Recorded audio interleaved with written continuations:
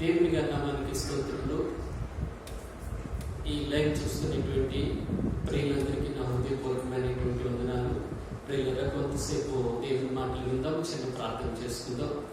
పరిశుద్ధుడ ప్రేమ స్వరూపుని పాదాలకి స్తోత్రాలు. అయినా ఏది తలంచిన ఏది ఆలోచించిన మానవ తలంపు మానవ ఆలోచన వ్యక్తము నీ చిత్తమే జరుగును. నీ చిత్తము ఈ విధంగా ప్రభా నీ సన్నిధిలో చేరి ప్రభా నిన్ను స్తుతించడానికి, నేను కనపరచడానికి, నేను మేలుపరచడానికి మీరు ఇచ్చిన సమయాన్ని బట్టి మిమ్మల్ని స్తుతిస్తున్నాం.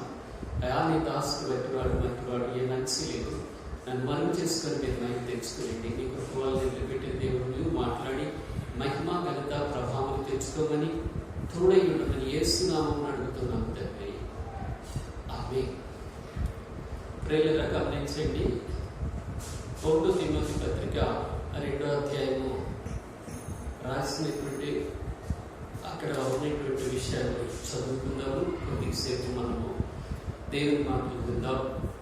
మనం సంపూర్ణ భక్తియు ఐక్యతయు మాన్యతను నెమ్మదిని సుఖముగాను బ్రతుకు నిమిత్తము అన్నిటికంటే ముఖ్యంగా మనుషులందరి కొరకు, రాజుల కొరకు, అధికారుల కొరకు విజ్ఞాపన ప్రార్థనలు, యాచనలు, కృతజ్ఞతాస్తుతులు చేయవలనని హెచ్చరించుచున్నాను.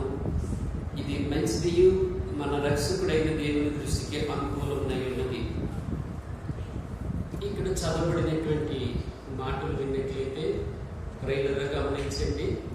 ఇది ఏమైనా ప్రత్యేకమైనటువంటి ఈ యొక్క దేవుని మాటలు వినడానికి వీక్షిస్తున్నటువంటి ప్రతి ఒక్కరితోనూ అంశం ఏమిటంటే దేవునితో సహవాసం. దేవునితో సహవాసం చేసినటువంటి వారు ఏ విధంగా ఉంటారు? దేవునితో సహవాసం చేసినటువంటి వారు ఎలాంటి విజయాలు చూస్తారు? దేవునితో సహవాసం చేసినటువంటి వారు ఎలాంటి మేలును పొందుతారు? దేవునితో సహవాసం చేసినటువంటి వారు ఎలాంటి ఆరోగ్యంగా ఉంటారు? దేవునితో సహవాసం చేసినటువంటి వారు ఎలాంటి ప్రత్యేకమైనటువంటి మేలు చేత తృప్తిపరచబడతారో, అందుకని దేవుని యొక్క సహవాసము అనేటువంటి అంశము.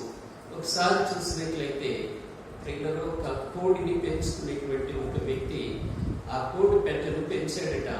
దాన్ని పెంచినప్పుడు ఆ కోడి ఒక ప్రత్యేకంగా కొన్ని గుడ్డులు పెట్టింది. ఆ గుడ్లు పెట్టిన తర్వాత అన్ని ఒక దగ్గర వచ్చినాక ఆ గుడ్లతో చెప్పిందంట ఆ యొక్క కోడి ఏమనంటే, పిల్లలారా, ఇది ఏమైనా గుడ్లుగా మీరున్నారు. నా వలే మీకు కళ్ళు రావాలన్నా, నా వలే మీకు నోరు కావాలన్నా, రెక్కలు కావాలన్నా, ఏది కావాలన్నా కానీ మీరు ప్రత్యేకంగా నాతో సహవాసం చేయాలి. 21 రోజు నాతో మీరు సహవాసం చేసినట్లయితే నా వలే మీరు నేనైతే ఏ విధముగా ఉన్నాను నా పోలికలో ఉంటారు. నా పోలిక మీకు దేవుడు అనుగ్రహిస్తాడు.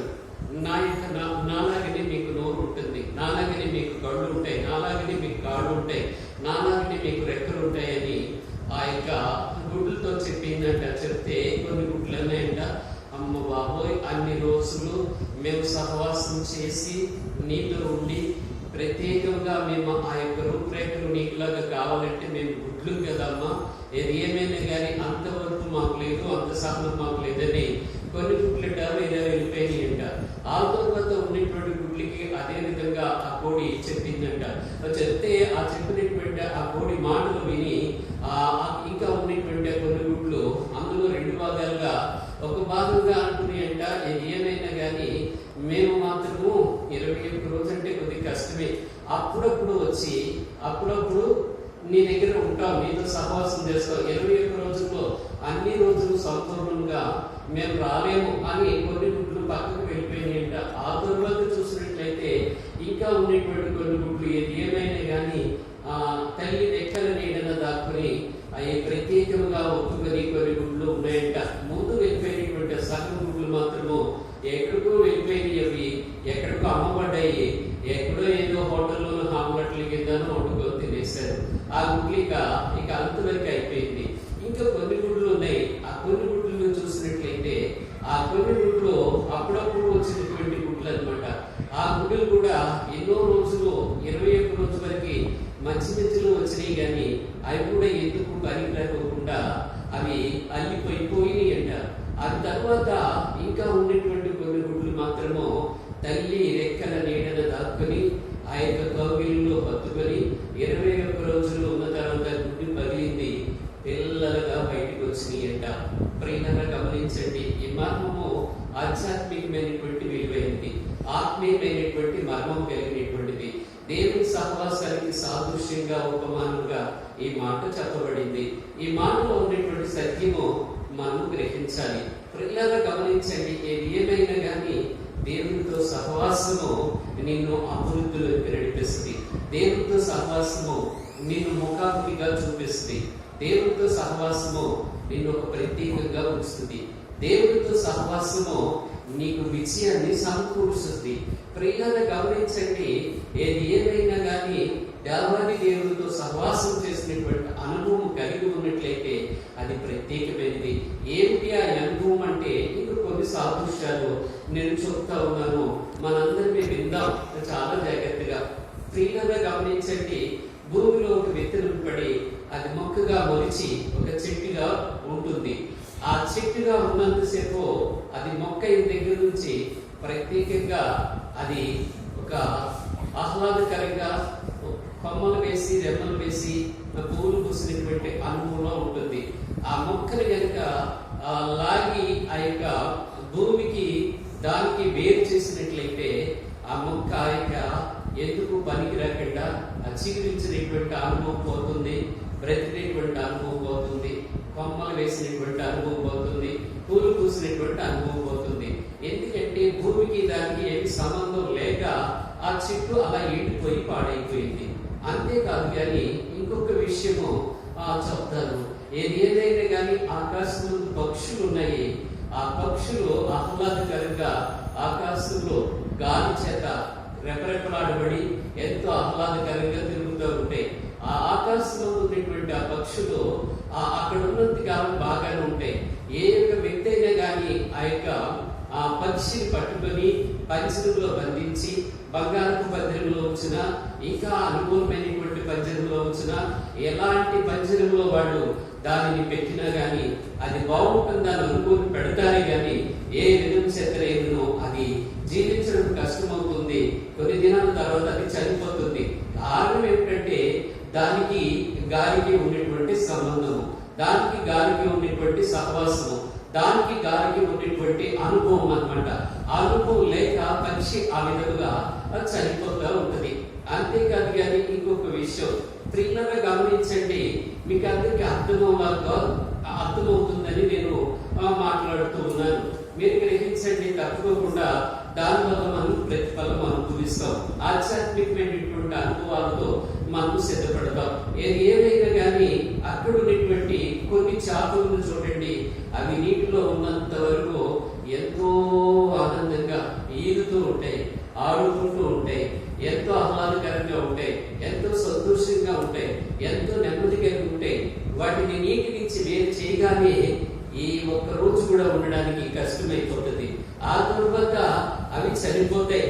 అయితే ఈ సత్సంబంధమైనటువంటి ఏర్పాటు, ఎందుకంటే దేవునితో సహవాసం ఉంటే మనం కూడా ఆ విధంగా ఉంటాం. దేవుని సహవాసం మానేస్తే చెట్లు భూమికి విడిపోయినట్లుగా మనము ఎండిపోయినటువంటి పరిస్థితి అయిపోతుంది. ఆత్మీయమైనటువంటి జీవితం ఎండిపోతుంది, ఆధ్యాత్మికమైనటువంటి అనుభవం అంతా పాడైపోతుంది. ఇదిగో అంతేకాదు, ఒక పక్షి ఆ గాలికి ఎక్కడో ఆకాశ అంతరిక్షాన ఆహ్లాదకరంగా ఉంటుంది, ఎగురుతూ ఉంటుంది, ఆడుకుంటూ ఉంటుంది. దాన్ని గాలి నుంచి దాన్ని వేరు చేసి పంజరంలో పెడితే ఆ గాలి లేక దాని సహవాసం లేక కొన్ని రోజులకి అలాగే మరణిస్తుంది. అంతేకాదు, చేపలు కనుక ఎంతో నీటిని ఆహ్లాదకరంగా ఈదుతూ ఉంటాయి, బ్రతుకుతూ ఉంటాయి, సంతోషిస్తూ ఉంటాయి, సమాధానంగా ఉంటాయి, ఆనందకరంగా ఉంటాయి. ఏమైనా కానీ యావతి దేవుని యొక్క ఏర్పాటులో ఒక ప్రత్యేకమైనటువంటి అనుభవంగా అవి ఉంటాయి. కానీ వాటిని దేనికి వేరు చేసినట్లయితే అది ఒక్క దినమైన బ్రతకడం చాలా కష్టం అవుతుంది. అదే విధంగా మానవులమైనటువంటి మనం కూడా ఆ విధంగానే ఉంటుంది. ఎప్పుడు దేవునితో మనకు సహవాసం కావాలి, దేవునితో సత్సంబంధం కావాలి, దేవునితో మనకు ఒక ప్రత్యేకమైనటువంటి ఏర్పాటు కావాలి. ప్రియుల అపోస్తలుడైనటువంటి పౌలు తిమోతికి రాసినటువంటి పత్రికలో మనం చూసినటువంటి మాట ఒక ప్రత్యేకమైనటువంటి మాట. మాన్యత కలిగి దేవుని యొక్క ఏర్పాటులో, దేవుని యొక్క చిత్తంలో ప్రార్థన చేయవలనని రాయబడి ఉంది. ఎందుకంటే అది 2వ అధ్యాయం 1వ వచనంలో 4 మాటలు కనబడతాయి అక్కడ మనకి. ఆ తిమోతికి రాసినటువంటి మొదటి పత్రికలో అది అది చూసినట్లయితే ఒక ప్రత్యేకమైనటువంటి అనుభవం అక్కడ కనబడుతుంది. అక్కడ ఏమని రాయబడిందంటే ప్రార్థన. ఏమని రాయబడింది? ప్రార్థన. ప్రార్థన చేస్తే తప్పకుండా దేవునికి మనకి సహవాసం పెరుగుతుంది, దేవునికి మనకి సత్సంబంధం పెరుగుతుంది, దేవునికి మనకి ఒక ప్రత్యేకమైనటువంటి ఏర్పాటు ఉంటుంది. అందుకని దేవునితో సహవాసం చేయాలంటే మనం ఒక ప్రత్యేకమైనటువంటి అనుభవం కావాలి, విజ్ఞాపన చేయాలి, ప్రార్థన చేయాలి. అప్పుడు దేవుడు మనము కలిసి దేవాది దేవుని సహవాసం కోరుకునేటువంటి వారిగా ఉంటాము. నెమ్మది కలుగుతుంది, నువ్వు చేసినటువంటి ప్రార్థనకి సమాధానం వస్తుంది, నువ్వు సంతోషంగా ఉంటావు, దేవాది దేవునితో నీవు ఆహ్లాదకరంగా ఉంటావు. ఆధ్యాత్మికమైనటువంటి విలువల చేత నిన్ను దేవుడు సిద్ధపరుస్తాడు. అంత మాత్రమే కాదు, ఒకసారి చూసినట్లయితే ఒక వ్యక్తి ఎంతో తల్లిదండ్రులకి ఒక ప్రత్యేకమైనటువంటి వ్యక్తిగా, ఎంతో అందమైనటువంటి ఆకర్షణీయమైనటువంటి ఒక వ్యక్తిగా కనపడుతుంది. ఆ వ్యక్తిని చూసినట్లయితే ఆ వ్యక్తి ఒక దినాన్ని ఎంతో పేరు ప్రత్యేకతలు సంపాదించుకుంది, చదువులో పేరు తెలుసుకుంది, విద్యలో పేరు తెలుసుకుంది, ఇంకా ఎక్కడెక్కడికో వెళ్ళాలనేటువంటి అనుభవం చేత ఆమె ఎంతగానో అనేకులు మనవులు పొందుకుంది, అనేకులు సహవాసం పొందుకుంది, అనేకులతో ఒక ప్రత్యేకమైనటువంటి ఆ ఏర్పాటులో ఉండేటువంటి వ్యక్తిగా మనం చూసాం. అయితే అంతేకాదు కానీ ఆ వ్యక్తి ఎంత ఆహ్లాదకరంగా ఉన్నా, ఎంత ఆనందంగా ఉన్నా, ఎంత సంతోషంగా ఉన్నా, ఎక్కడెక్కడ ఇతర దేశాలకు వెళ్ళేటువంటి ఆర్డర్స్ కూడా వచ్చినాయంట.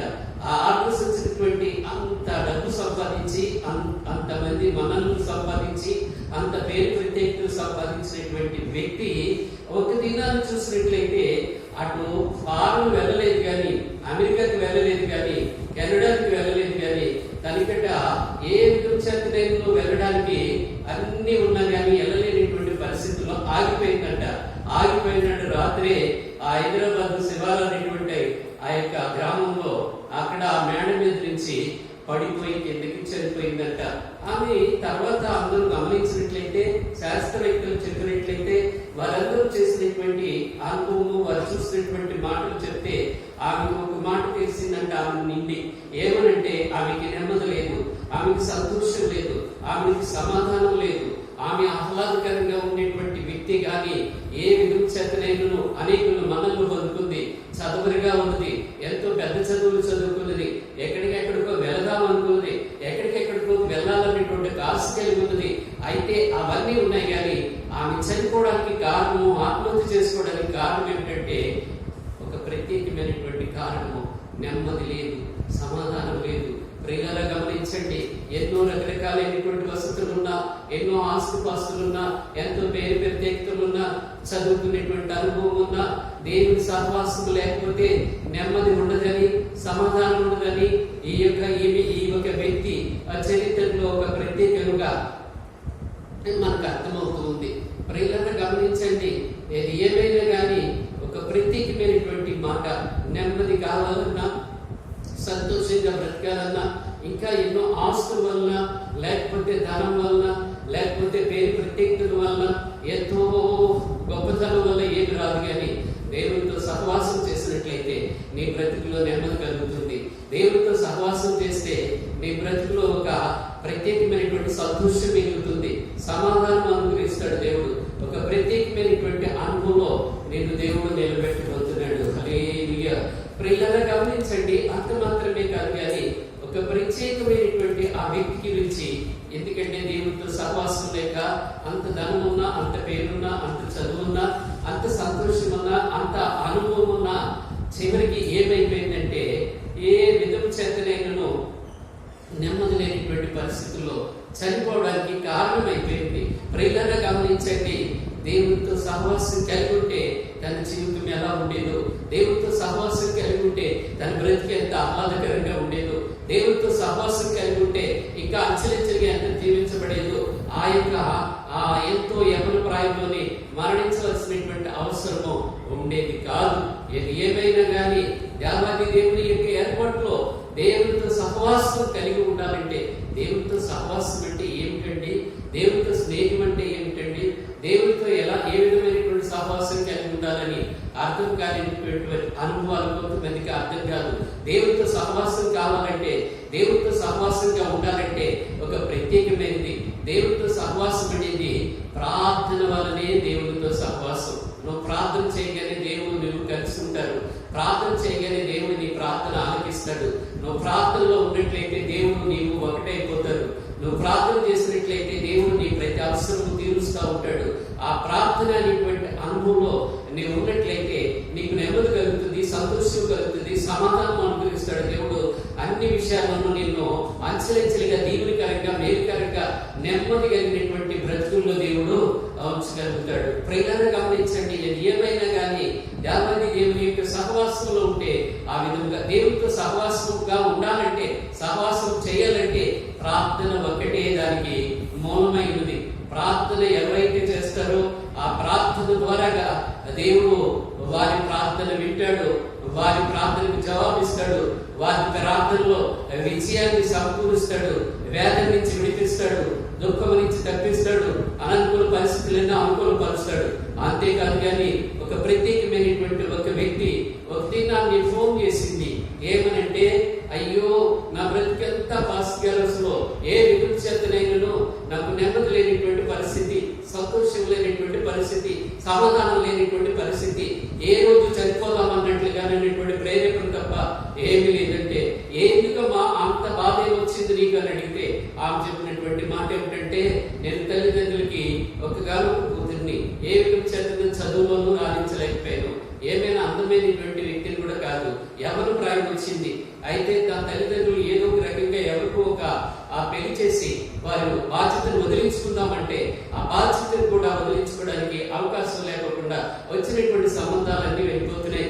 నన్ను ఇలాంటి దరిద్రుడిది, ఇలాంటి మగుము మాకెందుకు పుట్టిందని మా తల్లిదండ్రులు నన్ను దూషిస్తూ ఉంటే, నా బంధువులు నా విధంగా అంటుంటే ఎప్పటికప్పుడు చచ్చిపోదాం అనేటువంటి ప్రేరేపణ తప్ప నాకు ఇంకొక ప్రేరేపణ లేదు అని ఆమె చెప్పడం జరిగింది. ఆమె చెప్పినప్పుడు ఎందుకమ్మా ఆత్మహత్య చేసుకోవాల్సినటువంటి అవసరం లేదు, ఏమైనా కానీ లోకరక్షకుడైనటువంటి యేసు ప్రభు ఉన్నాడు, ఆయన దగ్గరికి ఆయన దగ్గరికి వచ్చినట్లయితే తప్పకుండా నీకు సమస్యకు పరిష్కారం ఉంటుంది, నీకు వివాహము జరుగుతుంది, నిన్ను అందరూ ఒక ప్రత్యేకమైనటువంటి వ్యక్తిగా చూసి నీకు గౌరవం అనుగ్రహిస్తుందని చెప్పడం జరిగింది. ఆ దినాన్ని మొదలుకొని ఆమె దేవుడి దగ్గర కూర్చొని ప్రార్థన చేయడం మొదలు పెట్టిందంట. ప్రార్థన చేయడం మొదలు పెట్టిన తర్వాత తను చూసినటువంటి తల్లిదండ్రులు ఎంతో ప్రేమగా చూశారట. తను చూసినటువంటి బంధువులందరూ ఎంతో ప్రేమగా ఆహ్లాదకరంగా ఆనందంగా సంతోషంగా ఉంచుతా ఉన్నారట. అంతేకాదు కానీ ఆ ప్రార్థన చేసినటువంటి ఆ తరువాత కొన్ని దినాలు అయిపోయింది, కొన్ని నెలలు గడిచింది. 6 నెలలు గడిచిన తర్వాత ఒక మంచి సంబంధం వచ్చిందంట. ఆ సంబంధం కావాలని కోరి ఒక్క రూపాయి కూడా కట్నం లేకుండా, తల్లిదండ్రులకు వారు లేకుండా ఆమెను చూసినటువంటి ఆ వ్యక్తి బాగా ఒక ప్రత్యేకమైనటువంటి సంతోషం కలిగి ఆమెను పెళ్లి చేసుకుని వారింటికి తీసుకుని వెళ్ళిపోయాడుట. ప్రియులారా, దీనికి కారణం ఏమిటంటే, దీనికి ఉన్నటువంటి అనుభవం ఏమిటంటే, దీనికి ఉన్నటువంటి సత్సంబంధం ఏమిటంటే దేవునితో సహవాసం. ఇది ఏమైనా కానీ దేవునితో సహవాసం నీకుంటే ఒక ప్రత్యేకమైనటువంటి మేలు, దీవెన, ఆశీర్వాదము, విజయము దేవుడు నీకు అనుగ్రహిస్తాడు. బైబిల్ గ్రంథంలో ఒక వ్యక్తి కనపడతాడు. ఆ వ్యక్తి పేరు యాకోబు. ఆ యాకోబు అనేటువంటి ఆ వ్యక్తిని మనం చూసినట్లయితే, యాకోబు తరువాత అన్న అయినటువంటి ఏసావు ఉంటాడు. ఆయనకి ఆశీర్వదించబడాలనేటువంటి ఎంతో ఆశ అనమాట యాకోబుకి. ఆ ఆశతో ఒక ప్రత్యేకంగా తండ్రిని మోసం చేసి ఆశీర్వాదం అంతా పొందేసుకున్నాడు. తండ్రిని మోసం చేసి తనకున్నటువంటి ఆశీర్వాదం అంతా ఇచ్చేసాడు దేవుడు. ఇస్తే దేవాది దేవుని యొక్క ఏర్పాటులో తీసుకునేటువంటి తన ఉన్నటువంటి అనుభవాన్ని బట్టి ఆ తరువాత ఆశీర్వాదం వచ్చింది, కానీ ఏ విధం చేతనైనను నెమ్మది లేదు, సమాధానం లేదు. అన్నను మోసం చేశాడని, అన్న ఎక్కడ కనపడితే అక్కడ చంపేద్దామని, ఎక్కడ కనపడితే అక్కడ హతం చేద్దామని, కుటుంబంలో నెమ్మది లేదు, తల్లిదండ్రులకి నెమ్మది లేదు, సంతోషం లేదు, సమాధానం లేనిటువంటి అనుభవాలు ఉన్నారు. అయితే ఏమైనా కానీ దినాన్ని చూసినట్లయితే దేవుడు తనని ఎంతగానో ఆశీర్వదించాడు కానీ నెమ్మది లేదు, ఆశీర్వదించాడు కానీ సంతోషం లేదు, ఆశీర్వదించాడు కానీ సమాధానం లేదు, బిడ్డల్ని ఇచ్చాడు కానీ సంతోషం లేదు, కుటుంబాన్ని ఇచ్చాడు కానీ సంతోషం లేదు. ఆయన పట్టుకున్నది ప్రతిదీ కూడా ఆశీర్వాదకరంగా మార్చాడు కానీ సంతోషం లేదు. ఇంకా ఏంటి సంతోషం ఎందుకు లేదు? ఎందుకు లేదంటే అతను మోసపూరితమైనటువంటి ఆశీర్వాదాన్ని పొందుకున్నాడు. అందుకని ఆయనకు సంతోషం లేదు. మోసపూరితమైనటువంటి అనుభవంలో ఉన్నాడు కాబట్టి సమాధానం లేదు. ఆయనకి నెమ్మది లేనిటువంటి పరిస్థితులు, ఇల్లు విడిచిపెట్టవలసినటువంటి పరిస్థితులు, ఎక్కడ ఏ విధమైనటువంటి శవమే మింగేస్తుందో లేకపోతే పులే వచ్చి ఆ తరుముతుందో, ఏ విధం చేతనైనా ప్రాణాలు అరచేతులు పెట్టుకుని అడవుల్లో నివాసం చేసినటువంటి ఆ విషయము మనందరికి తెలిసినటువంటి విషయమే. ఆ విధంగా తను ఎంతో బాధపడి వెళ్ళి చివరికి ఒక ప్రత్యేకంగా ఎక్కడెక్కడో ఉండి ఆ మామ మందమేరుతూ అక్కడ వ్యవసాయాన్ని సేద్యం చేస్తూ ఒక ప్రత్యేకమైనటువంటి వ్యక్తిగా బ్రతుకుతా ఉన్నాడు. ఆయన అడుగుపెట్టిన ప్రతి స్థలంలోనూ దేవుడు ఆశీర్వాదకరంగానే ఉన్నాడు. కానీ అతనికి నెమ్మది లేదు, సంతోషం లేదు. భార్యలున్నా సంతోషం లేదు, బిడ్డలున్నా సంతోషం లేదు, మందలున్నా సంతోషం లేదు, ఏ ఆస్తులున్నా సంతోషం లేదు, పంట ఇంటికి వచ్చిన సంతోషం లేదు, ఎంతో ధనమున్నా సంతోషం లేదు. ఏది ఇన్నా కానీ ఎంతో లేనిటువంటి విషయంలో ఎంతో వేదనతో బాధతో ఆ కలవరంతో గడుపుతా ఉన్నాడు. ఇక్కడ ఈ విధంగా ఉంటుందని ఒక దినాన్ని భార్యను తీసుకొని, బిడ్డలను తీసుకొని, మందలు తీసుకొని మామ దగ్గర నుంచి వేరే ఇగో ఇంటికి రావడానికి ఏమితా ఉన్నాడు అనమాట. వెళ్ళినటువంటి ఆ నిరుమందు ఆ క్షణమందు ఆ యొక్క విషయంలో ఏది ఏమైనా కానీ నాన్న చంపేస్తాడేమో, నాన్న ఏ విధంగా నన్ను చూస్తే ఇక ఊరుకోడు, నా ప్రాణాలు తీస్తాడని తనకెంతో భయం, తనకెంతో వేదన, తనకెంతో దుఃఖము, తనకెంతో కలవరము, తనకెంతో నింద, అయ్యో అవమానకరంగా ఉంటుంది. అందుని ఏ విధం చేతనైనను నేను ఎలా ఎదుర్కోగలనని ఒక దినాన్ని భార్యలను పంపించి, మందలను పంపించి, బిడ్డలను పంపించి, ఆ ఉన్నటువంటి పని వారిని అందరినీ పంపించేసి ఒక్కడే అయ్యి ఆ రాత్రి మిగిలిపోయినటువంటి రాత్రి అది. ఆ మిగిలిపోయినటువంటి ఆ వ్యక్తి అయ్యో ప్రభువా అని ప్రార్థన చేస్తూ ఉన్నాడు. ఆయన ప్రార్థన చేస్తూ ఉంటే దేవుడు ఆయనకి ప్రత్యక్షమవుతాడు. ప్రార్థన చేస్తూ ఉన్నాడు. ప్రార్థన చేస్తూ ఉంటే ఒక ప్రత్యేకమైనటువంటి ఆ దేవాది దేవుడు చూస్తూ ఉన్నాడు. ఏమని ప్రార్థన చేస్తున్నాడంటే, అయ్యా నన్ను ఆశీర్వదించయ్యా. ఏం ఆశీర్వదించాలి అని మనం చూసినట్లయితే మందలకి ఏమైనా తక్కువ ఉందా? భార్యకి ఏమైనా తక్కువ ఉందా? బిడ్డలకి ఏమైనా తక్కువ ఉందా? అంతేకాదు అనేకమైనటువంటి ధనంకి ఏమైనా తక్కువ ఉందంటే దేనికి తక్కువ లేదు. దేనికి తక్కువ లేకపోయినా కానీ ఒక ప్రత్యేకమైనటువంటి లోటు కలిగినటువంటి వ్యక్తిగా ఉన్నాడు. అన్ని సమృద్ధిగా ఉన్నాయి కానీ అతనికి లోటుగా ఉంది. ఈ వచ్చినవన్నీ ఎలా వచ్చినాయి అంటే ఆశీర్వాదాన్ని దొంగలించాను కాబట్టి ఆ ఆశీర్వాదాన్ని నేను ఒక ప్రత్యేకముగా ఆ ఆశీర్వాదం పొందుకున్నాను కాబట్టి నాకు అందుకే నెమ్మది లేదని ఎరిగాడు. దేవుని దగ్గర నన్ను ఆశీర్వదించయ్యా అని ఒక రాత్రి అంతా పెరుగులాడాడట. ఒక రాత్రి అంతా ఎంతో వేదనతో